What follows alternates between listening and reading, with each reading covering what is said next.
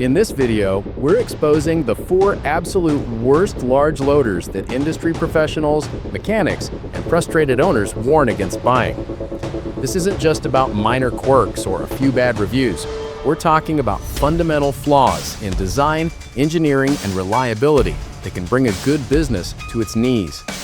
These are the machines that turn profits into problems and drain your bank account faster than a busted hydraulic line. And you'll definitely want to stick around for our number 1 pick.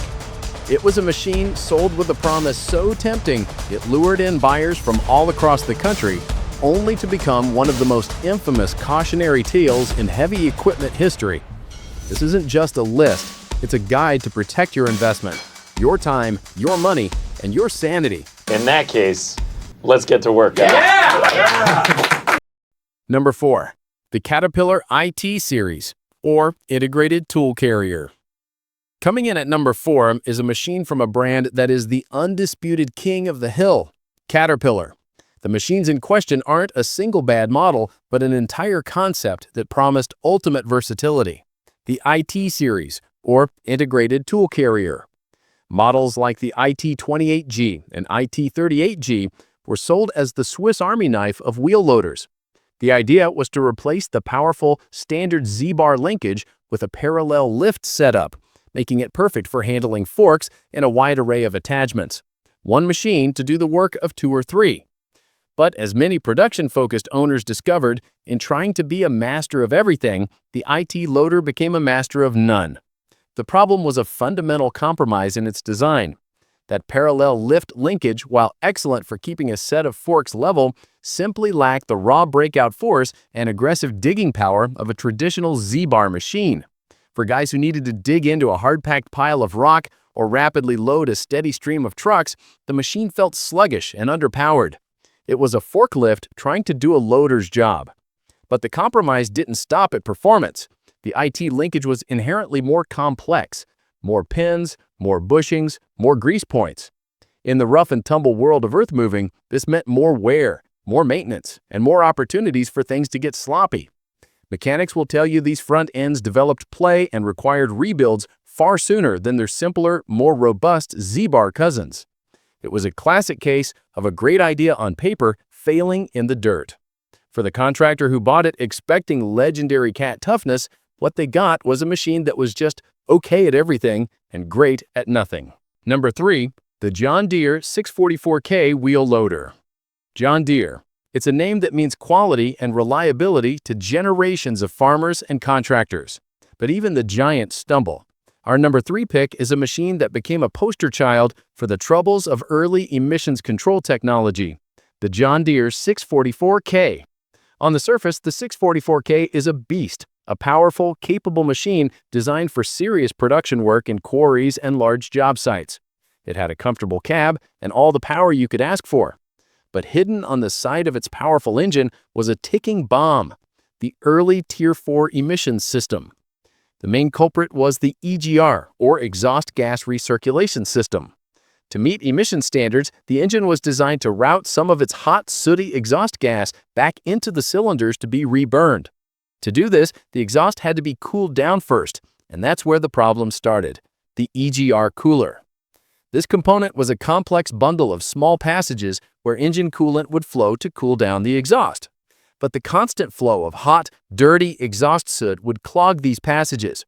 The intense heat cycles of a hard-working loader, going from full power to idle and back again, would cause the cooler to crack internally. And when it cracked, it was catastrophic. Coolant would leak into the exhaust, getting burned off and slowly draining the system. Or even worse, the high-pressure exhaust would force its way into the cooling system, overpressurizing it and blowing out hoses. The absolute worst-case scenario was coolant leaking directly into the engine cylinders, contaminating the oil and destroying the main bearings. The result? Total engine failure. We're talking about a repair bill that could easily hit $30,000, $40,000, or even $50,000. This wasn't a rare occurrence, it was a known widespread defect. Owners were living in fear, constantly checking their coolant levels, dreading the day they'd see that white smoke sporing from the exhaust stack. John Deere eventually released updated parts, but for the owners of those early 644K models, the damage was done. It was a powerful machine handicapped by a fatal flaw, a prime example of how the rush to meet regulations can sometimes leave the customer holding the bag for a very, very expensive repair. Number 2. Early Volvo L Series wheel loaders, L70E and L90E. For our number 2 spot, we're looking at a machine from a brand that is the undisputed champion of operator comfort and smooth controls, Volvo. The L-Series loaders, like the L70E and L90E, are premium machines in every sense. They have best-in-class cabs, incredibly responsive hydraulics, and a reputation for quality. So what on earth is one doing on a worst list? A single hidden flaw so catastrophic it could bankrupt a small owner. The transmission. The concept was a high-tech, efficient, and smooth-shifting drivetrain that would make the operator's life easier and more productive. It was a dream to run, right up until the day it wasn't. The transmissions in these early E-Series models were notoriously fragile. With little to no warning, they would fail completely. Owners reported their machines suddenly losing all gears or simply refusing to move, stranded in the middle of a job site. And here's the kicker. Fixing it was a financial nightmare. A Volvo transmission isn't a simple rebuild. They're complex proprietary units. A full replacement could cost $25,000, $35,000, even upwards of $40,000. For a second or third owner who bought the machine for a reasonable price, the repair bill could be more than what they paid for the entire loader. It made owning one a high-stakes game of Russian roulette. As one mechanic put it, you're buying the best cab on the market attached to a glass transmission. It was a heartbreaking flaw in an otherwise fantastic machine and a wallet-emptying lesson for anyone unlucky enough to experience it. Number 1. The early Doosan or Daewoo Mega Series loaders, which later became Doosan. In the 1990s and 2000s, these machines arrived on the scene with an offer that seemed impossible to refuse: a brand new, large production wheel loader delivered to your site for a price that was tens of thousands, sometimes $100,000 less than a comparable Caterpillar or John Deere. For the small contractor or the budget-conscious quarry, it seemed like the deal of a lifetime.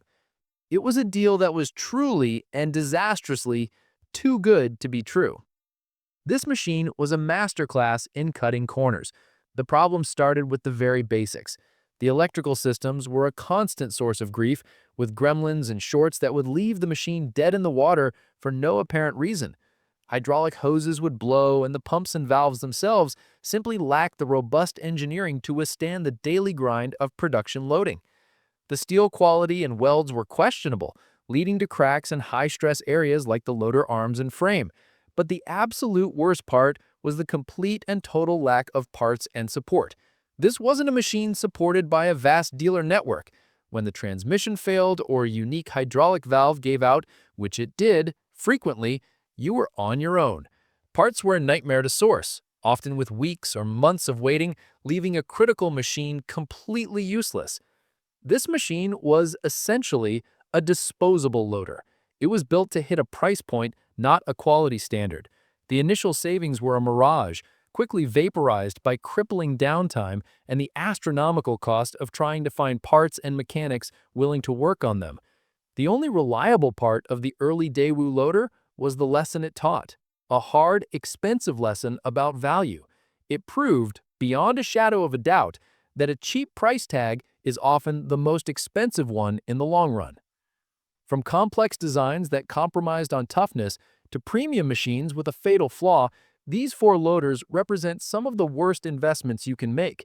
The common thread here is that a cheap price up front or impressive specs on paper almost always hides an expensive headache down the road. Do your research, talk to other owners, and remember, reliability is what keeps you in business. Thanks for watching.